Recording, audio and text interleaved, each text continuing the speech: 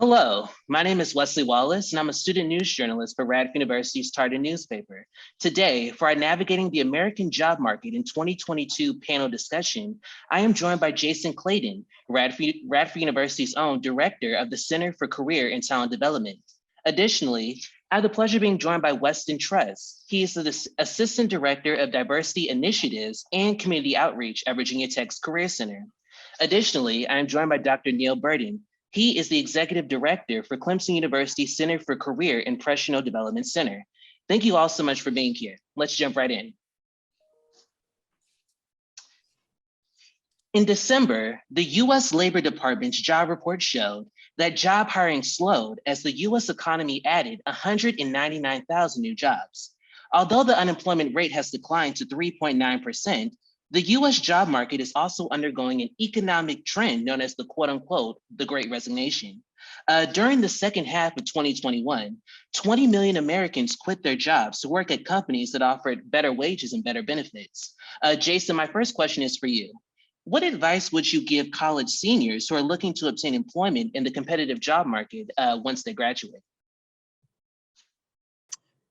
Yeah, Wes, we have some recent data from the National Association of Colleges and Employers, and the job outlook with all that's occurring is actually very good, is what's projected from employers this year, saying that the class of 2022, there's an uptick of about 26.6% desire to hire more grads than last year. So that's an advantage for this graduating class. However, the trend of employers we've seen, I think all on the call would agree, employers are trying to hire earlier. And so we're seeing on our college campuses, employers wanting to come to campus, engage with young talent, and recruit in fall at a much greater rate than maybe a decade ago. And so NACE would also say in their recent report that recruiters, it's almost 2/3 of those efforts are going into fall as opposed to spring. So the message I would share with seniors is, if we haven't yet, we need to start as soon as possible an intentional job search to garner opportunities upon graduation. I think the pandemic has also had folks in this whole realm and phenomena of the Great Resignation really reflect and pause and say, who am I? What do I really want? And what's the position, person, and environment fit for me at work? And so we're seeing a lot of resignations and people asking big questions. So for this graduating class, I would say, know thyself well. Each one of our career centers can help you with that and that self-exploration. And then match that up with what truly you want to look for in terms of the world of work, especially as a young professional. Because the person environment match, the mission, the organization, the culture of the organization really, really matters.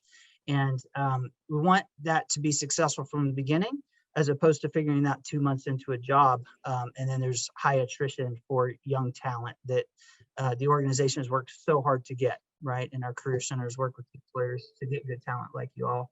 And then lastly, I would say the common thing that each one of us on the call would share, we know that experiential learning, work-based learning, real experience that have developed the skills, 21st century skills like the career readiness competencies that match with technical skills maybe the employer wants. They desire these things in each one of you who are about to graduate. So how do you clearly articulate that through your experiences, telling your story well and practicing that, especially as it relates to that specific organization that you're interviewing with?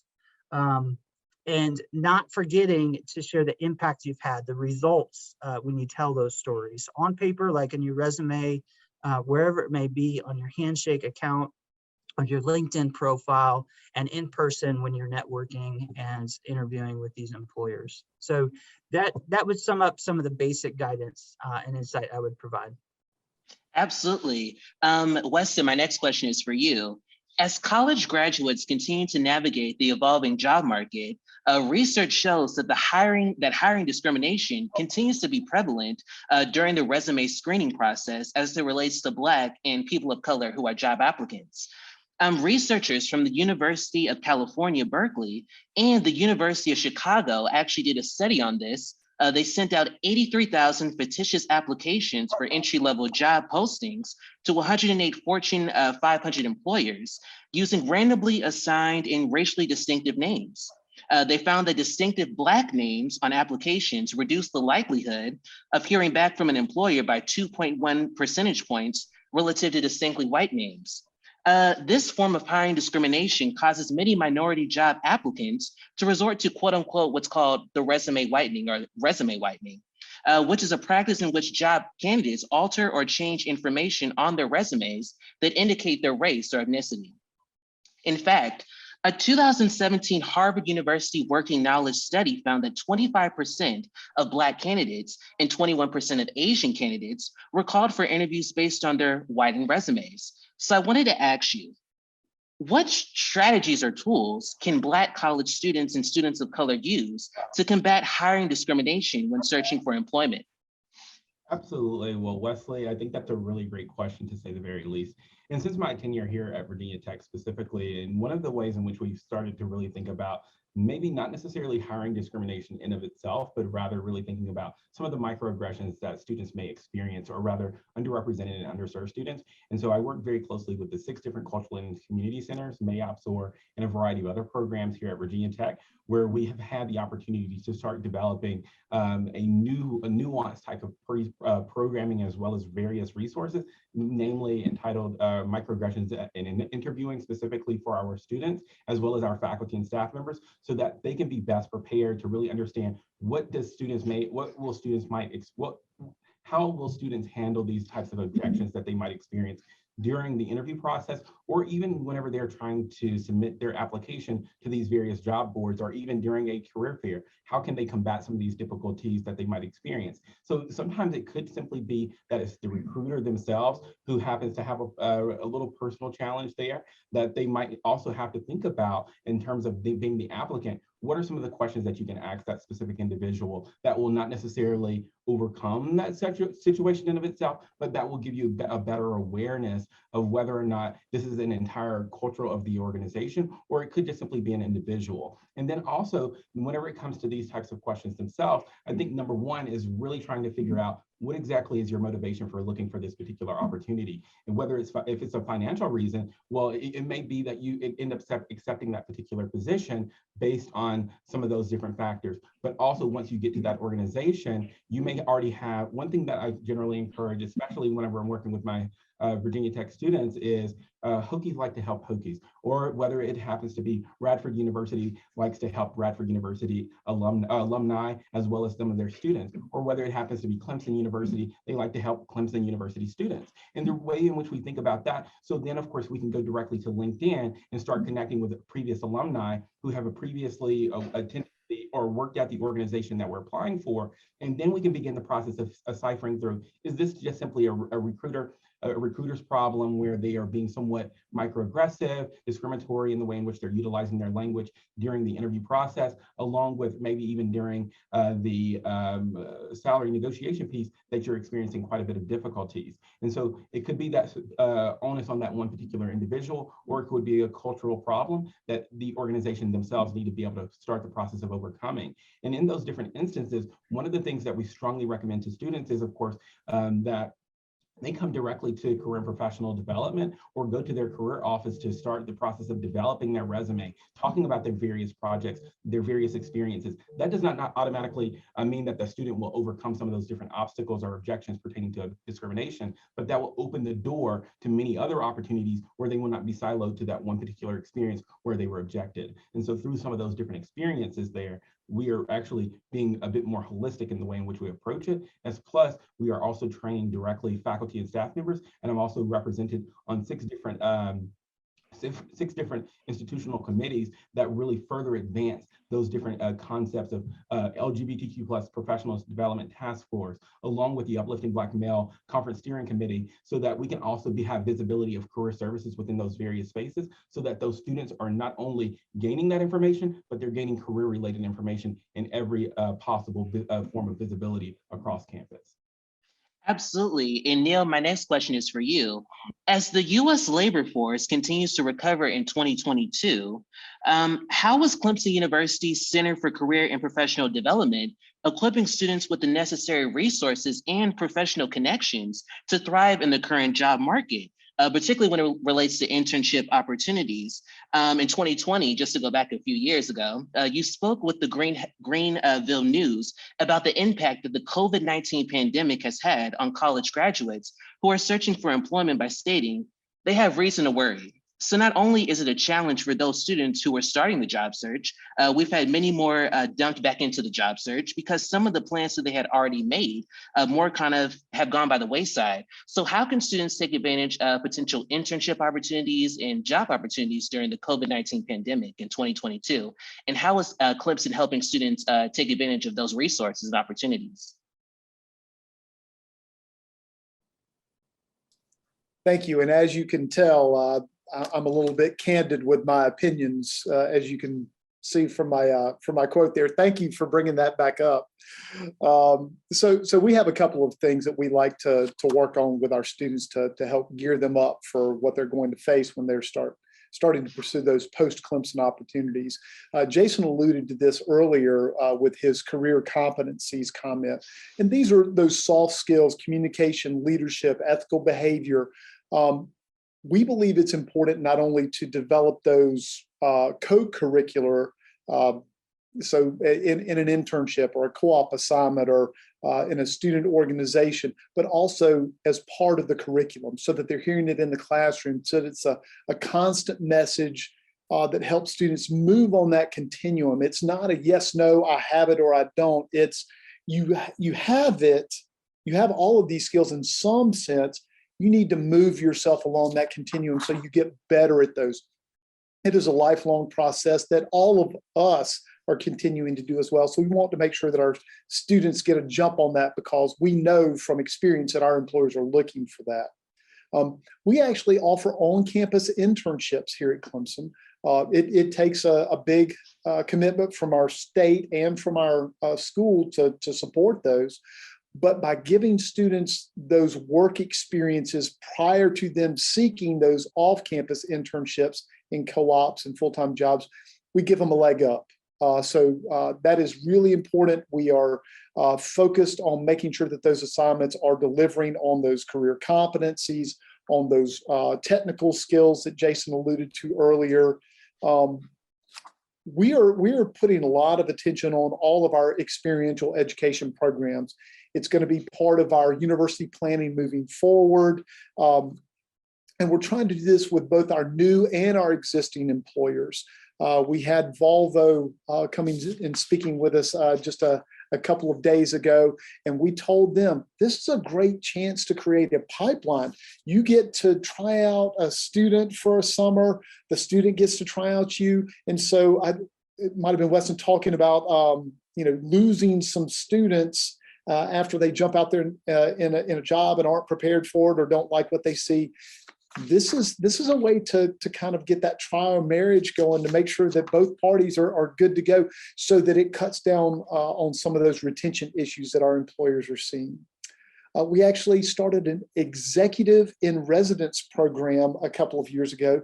We're fortunate that we live next to a lake, so a lot of retired executives move into the area. They're looking to volunteer a little bit of their time, and they provide wonderful mentoring and guidance to some of our students. It adds to what our career counselors are sharing with them. But we found that to be a great way to help our students gear up for the job market. And we really emphasize flexibility. I think this speaks a little bit to what Weston was talking about. There's a lot of volatility in the job market, and I think we're not done with it yet. With inflation, with COVID, with supply chain issues, there's still some volatility out there that's going to impact opportunities for students. So we want to prepare them to adapt and evolve and take advantage of some of that volatility. Current college students are going to average 15 jobs in their career. I'm 55 years old and I've had 3. That's a lot of churn. 50% of the US job market is going to be freelance in 2027. Wow. Current first graders, 65% of them are going to have jobs that don't exist today. So we don't want to just prepare students for that first job. We want to prepare students for career success the entire time, which my esteemed colleagues have talked about. So those are some of the areas that we're trying to focus on. Absolutely. And transitioning to remote work, the COVID-19 pandemic has significantly changed the workplace dynamics at companies and businesses. One workplace change that is here to stay, as previously mentioned, is the foreseeable future of remote working. Remote working is a working style that allows professionals to work outside of a traditional office environment. It is based on the concept that work does not need to be done in a specific place to be executed successfully. Research shows that remote work actually allows employees to have a flexible work-life balance, save money on commuting expenses to go for in-person work, and have a specific place to execute their work and increase work productivity. So Jason, I wanted to ask you, how can college graduates build and maintain professional working relationships with their employers and coworkers within a remote working setting? Yeah, Wesley, I would first say I think it's critical as a first professional position for entry-level graduates to be intentional about that, the intentionality in terms of working with colleagues and being an active part and engaging part of creating that culture and a contributor to that culture that is and can be a healthy one, wherever that might be. So when I think about what you shared in the research, I would first say intentional communication is critical for making all those things happen. Even though we're all in different places, if we're working remotely, even on this call, for example, we're a couple hundred miles away, some of us, right? So how do we come together and intentionally communicate on a team on a regular basis? It does have to be frequent. It can't be beginning of the day and end day. That's not how 21st century in general works. The cross-functional team approach at so many organizations is the norm, and we want to prepare students for that, like Neil said, and it takes intentional communication to contribute to this. Things like regular coffee breaks, right? If it's the 10:30 a.m. break, and that seems to be if we were in the office pre-pandemic, when people walk in, take their mid-morning break, and even if it's 5-minute chat, maybe we do that virtually. It is so critical to connect as people, not just as professional doers, because Weston mentioned the holistic approach to things before. We are holistic beings. We need to be that in home life and in professional life. And it takes intentionality to do that. So coffee breaks, maybe those that want to participate, scheduling lunch virtually every other week or once a week for those that want to participate, right? I think we are on Microsoft Teams. We use that all the time. For example, many organizations do now. The chat, I mean, it has to be used regularly to communicate is one venue for doing so. But knowing as a young professional that we can't read nonverbals in a chat room, even if emojis are used and texting and all these things. So how do we say what we need to say and pause before we say it in writing? And sometimes that means just picking up the phone or having the video chat, not just throwing something in the chat room. So we're understood and respected as fellow team members to increase that collegiality and a healthy culture. And a few other things, I think, as we facilitate meetings in each of our different roles, or if you're a contributor to a meeting in a shared leadership model, and it's your turn to facilitate, whatever that looks like, maybe it doesn't always have to be task focused all the time.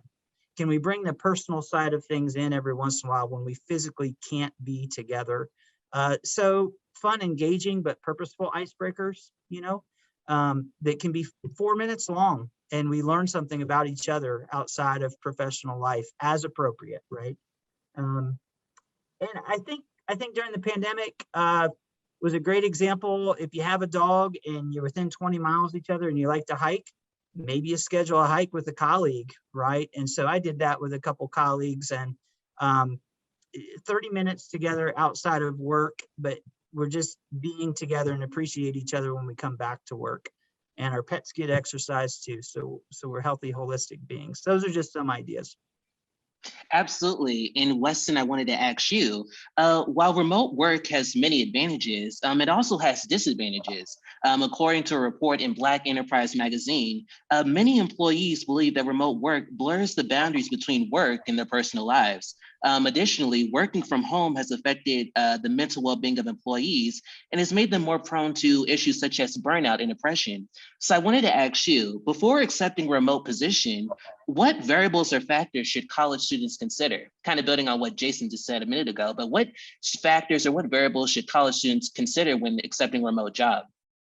Absolutely. I think that's a really wonderful question again there, Wesley. And back to basically using a word that Jason started with, which is like utilizing your intentional research, doing intentional research to really figure out what exactly does remote work look like? And that is really number one in terms of really trying to figure out whether or not that works best for you or someone else. It is completely different because of course, sometimes a number of different factors really go into organizations choosing remote, hybrid, or even in-person opportunities. All of those things are very different, at least in the way in which it typically looks. And so now that we're like in the process of the pandemic, we've also all probably had an opportunity to really learn what it's like to really work remotely, or at least be in a remote setting for even our academic courses. So really starting the process of thinking number one, do I like being around individuals? Do I really appreciate having that interaction in a professional environment that happens to be in a physical space? And or do you appreciate that remote opportunity, but also appreciate being able to go both ways, where you're able to work in a physical space, but also have some different opportunities to work in a hybrid capacity? That is something that's very important. But some of those various factors is really trying to figure out what are those pros and cons. Number one, of course, is a work-life balance. And a lot of the times, as you were mentioning a few moments ago there, Wesley, is really thinking about, is those professional lines blurred? I knew whenever I first went home, at least for whenever COVID first happened, I thought like, your professional life and your personal life is of course sometimes blurred. I was checking email up until 10 o'clock at night. So that was quite a bit of a problem for me in terms of trying to really configure whether or not, what's the best strategy of turning it off, how to turn it off, because of course we already are very connected individuals whenever it comes to communication. So having emails on our phone along with the emails on our computer, and trying to always figure out, okay, how best can we also help our students? And so whenever we're thinking about remote work opportunities, how can we learn to some best strategies now as students to be best prepared for working remotely? All of those things are very important. Number two is, of course, you lessen your carbon footprint. I think that's also another big topical area, especially for students nowadays, where they're not having to utilize a number of creating a carbon footprint by utilizing fuel, and also getting into traffic and lessening their time that they have the opportunity to interact directly with friends and family and individuals that they really care about. And also another is also potentially a healthier lifestyle, where you're not necessarily significantly focused on being in person, and also the number of other areas that could really create from those specific challenges. Also, financial benefits in the respect that you're not necessarily having to spend a number of different savings that you may have to get to work, and also the costs that are generally associated with work. Also, some of those specific cons are maybe there's a lack of motivation simply because, of course, you're not in a physical space. So therefore, you might need to be a self-starter in the respect of really thinking about taking on this opportunity. So let's say that your supervisor, your director within your organization is really expecting for you to have all of those items completed by 12 o'clock in the afternoon for the midday meeting at 2 o'clock. Then, of course, you want to make sure that you're best prepared to have that self-motivation and that initiative early in that morning, or at least within the previous week, to be able to function enough by yourself to be able to complete some of those different tasks. Of course, you want to be having those conversations, hopefully with your supervisor, but those just are some general things to really think about. Also, number two is definitely communication. Sometimes you have to overly communicate along with really trying to understand the communication of your supervisor. So of course, so let's say there's an email chain that's going on that happens to be something that you just may not understand, because of course there's employees from across the nation. So therefore there's different colloquialisms or dialects that is utilized that you may not fully be able to embrace or fully able to understand. And so therefore that may require an additional requirement of you asking additional information about, okay, what's going on here, or asking or getting clarifying questions to your supervisor, the individuals within that email chain, so that you can actually be able to directly interact and be intentional about those interactions, and so that you can advance potentially within that organization. Number three is definitely just simply those blurred professional and personal lines where they're directly within your office, within your own personal space of your home or your home personal office, and all those different things that are taking place. Of course, they're seeing your dog, they're seeing your family members, and also they're just really seeing your overall environment as it pertains to your workspace. That can be quite a bit of a challenge in terms of certain individuals' different experiences, whether it be your cultural differences and also other things. So you also want to take that into consideration as you're navigating through the job search process, the internship search process, and also thinking more broadly about the remote opportunity that students may have the opportunity to really focus on, especially in the next coming years, next few months, et cetera.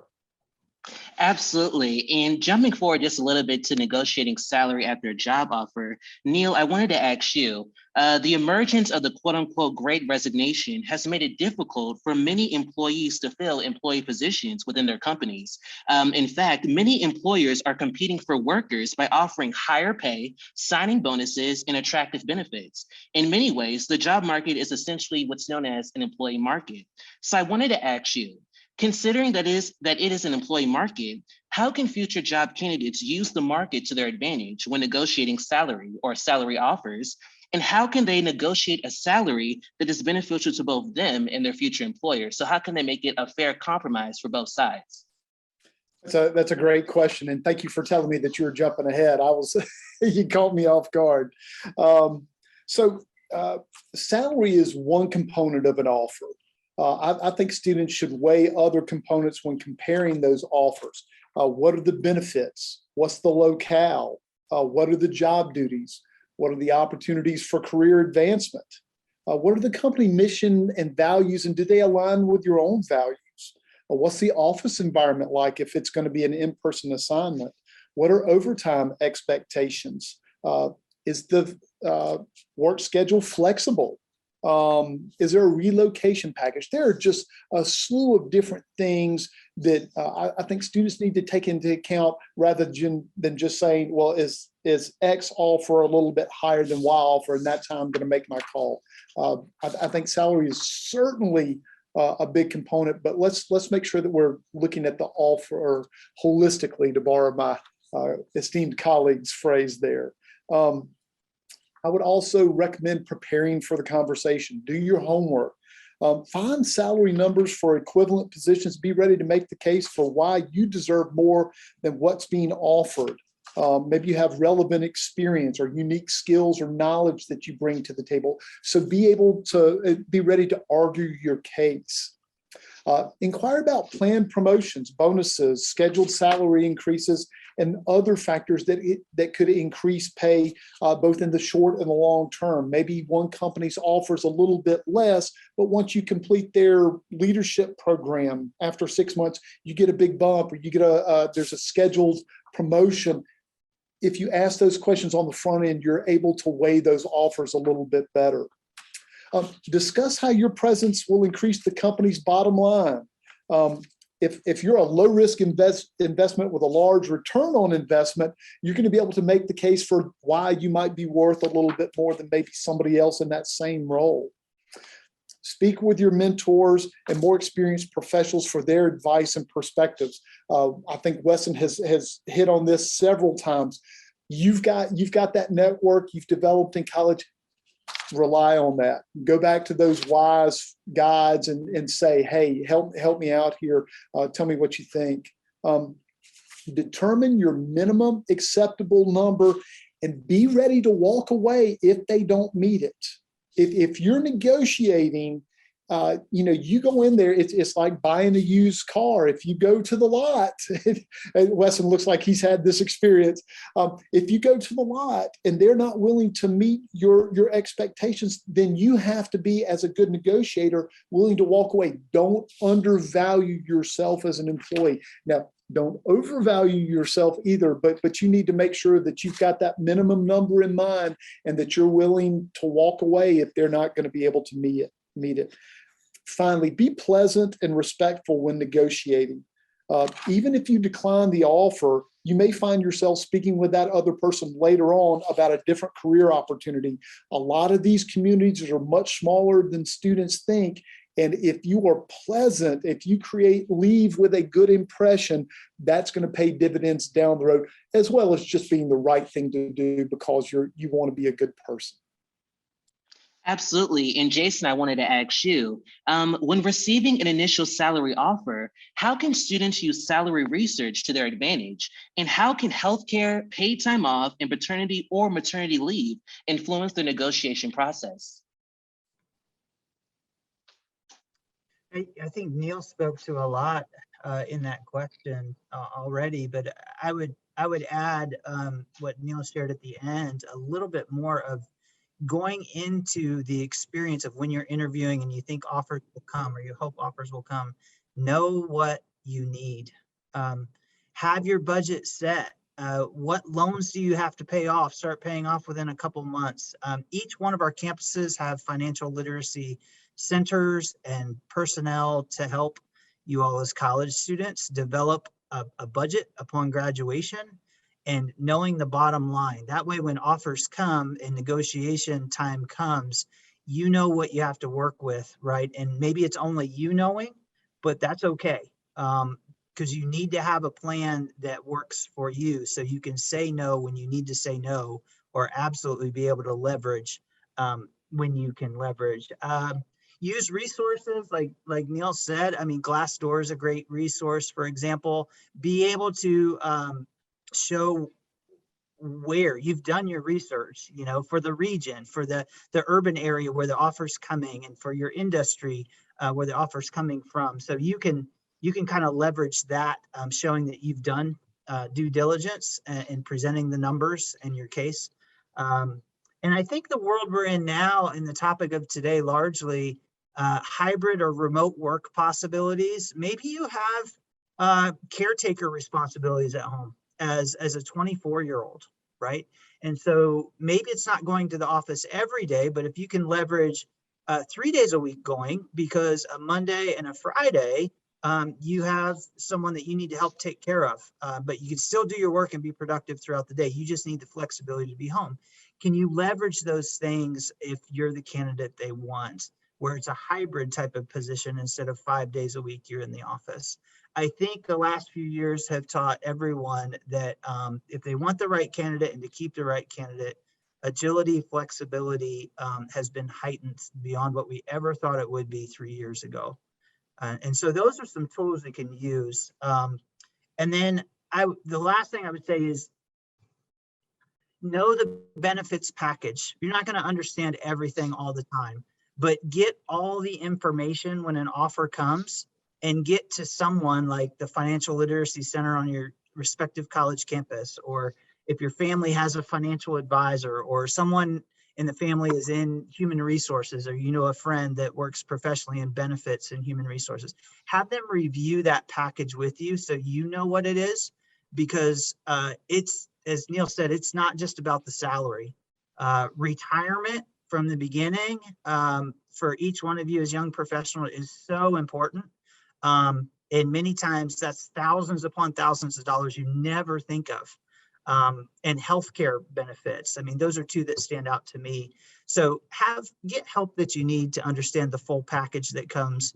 And no employer should ask you to respond a yes or no on the spot, or by end of that business day when the offer comes. Negotiate. You should have a minimum of a couple business days before you have to get back to them. So allow yourself time and negotiate time before you say yes, so you can look at the entire package, including the salary and benefits. Absolutely. And Weston, in the final 10 seconds or 20 seconds or so, what advice would you have for students on salary negotiation, and how can they make sure that they don't exceed their employer's desired salary range? Absolutely. I would just really confer a lot back to what Dr. Burton mentioned, which is a number of different variables that they need to take into consideration, which is, of course, essentially knowing their value, the education, the region and area that they're looking at, along with their years of experience. But that also encapsulates everything that Jason just mentioned as well. So, I mean, I think it's a multitude of factors, really, whenever it comes to Hello, my name is Wesley Wallace, and we're back with the Are You Tartan Navigating the American Job Market panel discussion.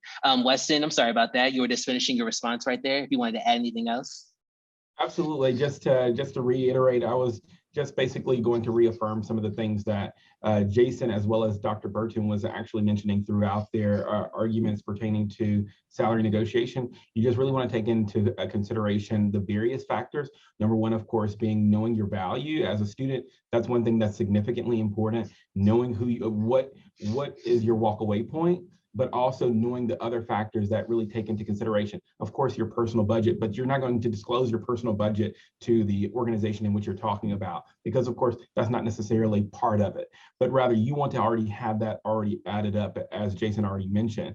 Also, education, what's your level of education as it relates to this particular position? And also, what are the general requirements? And then also, as you're thinking about all of these different arguments, it's post the interview. So you're going to be able to already note what are some key skills that they're wanting specifically for this role. And that means you have already solidified that you are the person who has those skills to be able to bring to the table. So making sure that you reaffirm the key skill sets that you're able to bring to the table for that organization, maybe emphasizing a key part of your experiences that will add value to the organization in which you're talking about. So knowing your value is really knowing your skill sets that will be effective towards going to this organization. Also, of course, the region and area. You're not going to expect to make the same amount of money in Starkville, Mississippi, comparatively to Washington, D.C. or the Northern Virginia area, simply because, of course, Washington, D.C. is very expensive in terms of the cost of living, along with what the general expectations are for when working in let's say, a corporate environment for data analysts versus a data analyst who would work in Starkville, Mississippi, adjacent to Mississippi State University. And so those are different dynamics that are currently at play, but also if you're working remotely, what does that generally look like in terms of the expectation? So maybe looking directly at salary.com, Glassdoor, as Jason mentioned earlier, but also pay scale. But you want to make sure that you're not just really siloing your different siloing your different resources to one, but rather utilizing a various set of different resources to really come to that same conclusion. And one other thing, I know that you all are college students, and I'm very close in proximity to some of your ages. One thing is just I'm trying not to necessarily focus a lot of your attention on Google. Google is great in terms of really providing a vast amount of information. Yes, utilize the resources of your career and professional development office or your career office, simply because, of course, they have already been there. They've also had opportunities to discuss directly with recruiters and also other employers to really come up with various conclusions that might assist you throughout that process. And so salary negotiation is very much multifaceted and can also be a process that you can actually do very well in. We just want to make sure that you're very much prepared for it. Absolutely. Jason Clayton, Weston, Truss, and Dr. Neil Burton, we thank you all for joining this panel discussion. And thank you so much for the advice you've been able to offer Radford University students. We really appreciate it. Thank you so much. Thank you. Good job, Wes. Appreciate it. Thank you. You both have a wonderful day. Now. As well. Bye, all. Bye. We are now back with Dr. Burton. Dr. Burton, now that we're back, is there anything you'd like to add to the previous thoughts on how students can negotiate for salaries, or anything you'd like to add on how they can navigate that area of a job offer?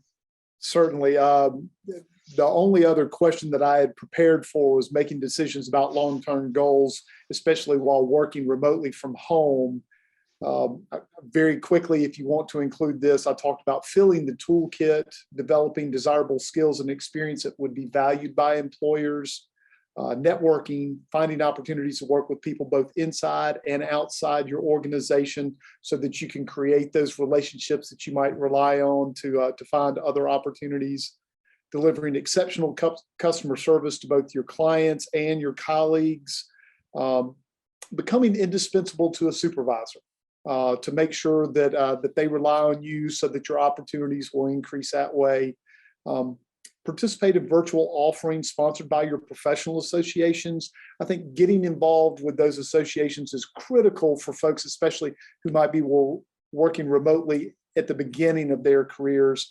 And then making sure that you prepare before the opportunity arises. You want to be ready ahead of time so that you can immediately take on that opportunity. So you've got your eyes on the prize, you're preparing now. not waiting until it comes up before you start trying to get your ducks in a row. So that's really all that I would add.